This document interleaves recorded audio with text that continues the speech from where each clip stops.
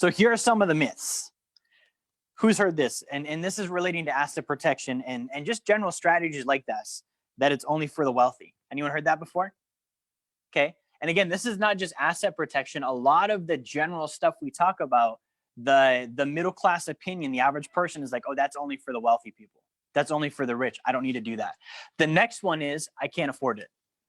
Okay, that's also a myth. And that's not even, I don't even think it's a logical statement. I think it's a reflex. Like you naturally see something you don't understand, or it looks like it's going to be a lot of money, and your own defense mechanism is, I can't afford it. And that's the way you justify not doing it. The other one that I hear a lot is, well, let me build something up first, then I'll handle it. Nano, we talked about this one before. What was kind of our conclusion on that? It's by putting the protection first, it's a postulate for the things that are going to occur. So by you putting that forth, it's like, okay, that means I'm going to have that in the future, therefore I need to handle it now. Yeah. It's kind of like getting a driver's license before you have a car.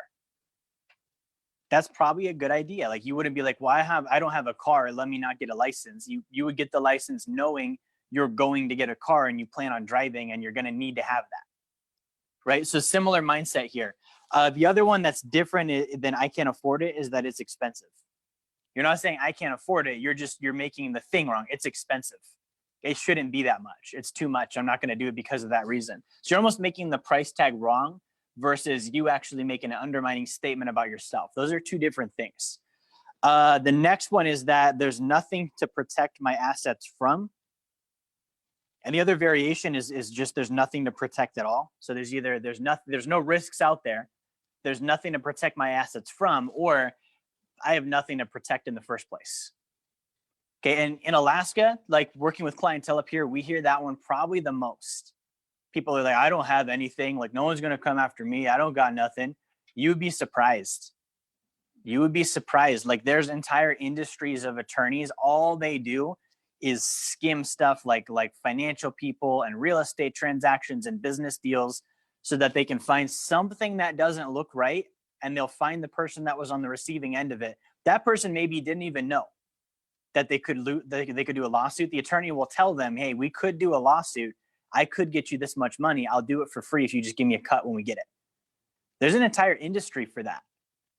Okay, like, I have a crazy story I'll share with you guys tonight on this that really gives you, like, the word that comes to mind for me is sick. Like, it gives you an idea of what's out there and what you need to be thinking about, because you become a target, and it doesn't matter if you are the wealthiest guy in town or if you're just the average dude. If someone thinks they can get money out of you, better bet they're going to do it. Okay, so the idea that there's nothing to protect. The other one, let me go ahead and erase our loop here. So the other one that we have is here we go. The other one that we have is that it won't happen to me.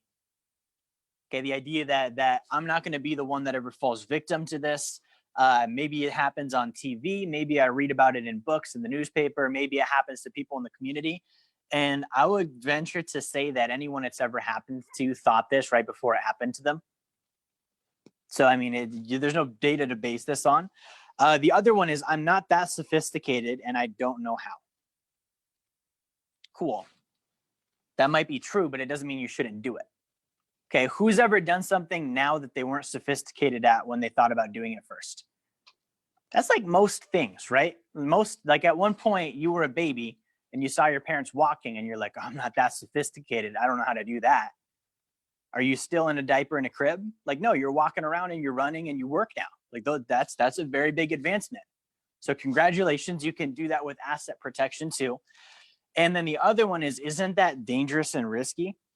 Isn't that how you get in trouble with the IRS? Isn't that how you become a red flag for audits? Isn't that how this happens? Just all of this mystery.